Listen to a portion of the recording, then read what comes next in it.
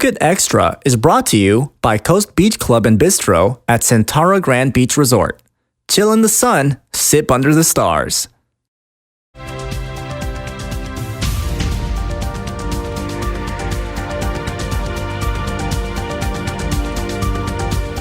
Sawadee krap and welcome to Phuket Extra, brought to you by Coast Beach Club and Bistro at Centara Grand Beach Resort, Phuket. I'm JP Mastanza, and this is the latest edition of the Phuket News, which is available at over 600 locations across the island. And this week's Phuket News cover story is all about the growing pool of rancid black wastewater that is still spilling onto Surin Beach. The chief of the Cheng Tele Administration Organization, Ma'an Samran, told the Phuket News that the 320 million baht project to expand the sewage system and install wastewater treatment plant that began back in 2012, that's only 80% done, since they're awaiting for final approval to begin their phase 2 to finish. In the meantime, short-term measures are being taken, but some local residents remain frustrated that the wastewater continues to be a big problem in and around Surin Beach. For the full story, pick up your copy of the latest edition of the Phuket News, which hits newsstands and convenience stores all over the island today. And police are charging the driver of a tour bus that hit a motorbike on Patong Hill on Monday with reckless driving causing injury. 51-year-old Uipon Ratanasang told police immediately following the crash that the tour bus had a brake failure, and that's why he lost control of the large vehicle and hit the motorbike, sending 2 people to the hospital. Both victims are expected to make full recoveries. And one of the country's most revered monks, Pradamajayo, is being given 6 days to turn himself into police and face criminal charges related to alleged forest encroachment by his temples in forest reserves and national parks around the country. The revered monk's followers say he's being treated for serious illnesses at Wat Pradamakhaya, the country's biggest Buddhist temple. But police say if he doesn't comply by the end of the month, they will launch an operation to arrest him there. Earlier this week, Pradamajayo was indicted along with several others related to a massive embezzlement scandal and is facing charges of money laundering and receiving stolen property. Authorities had previously tried to arrest the revered abbot at the temple earlier this year, but thousands of his followers showed up to the temple and got in the way, forcing officials to turn away that day. And stay right there. Phuket Extra will be right back after this.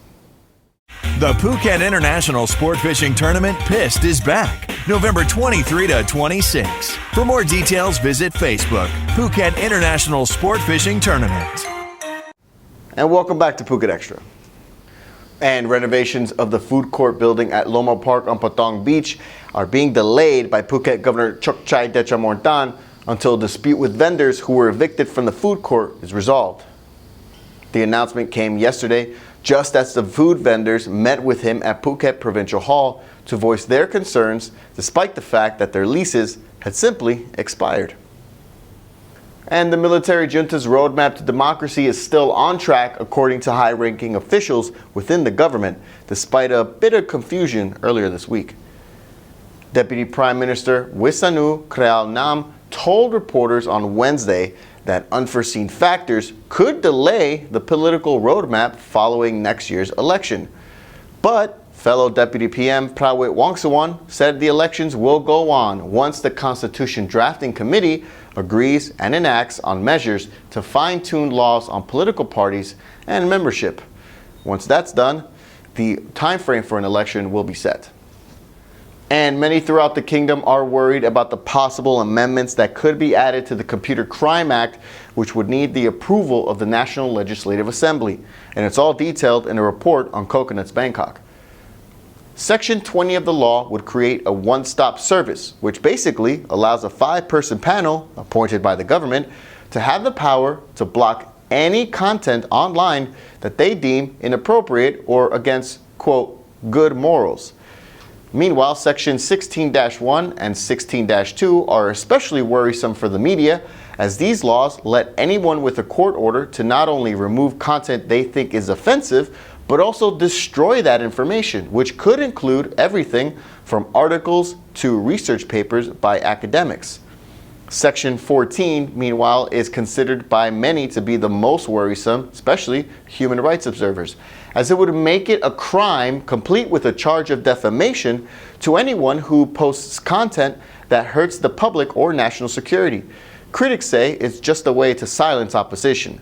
For the entire article, visit bangkok.coconuts.com. And that's it for today's Phuket Extra, but before we go, we want to know, what do you think about the potential new laws in Thailand's Computer Crime Act?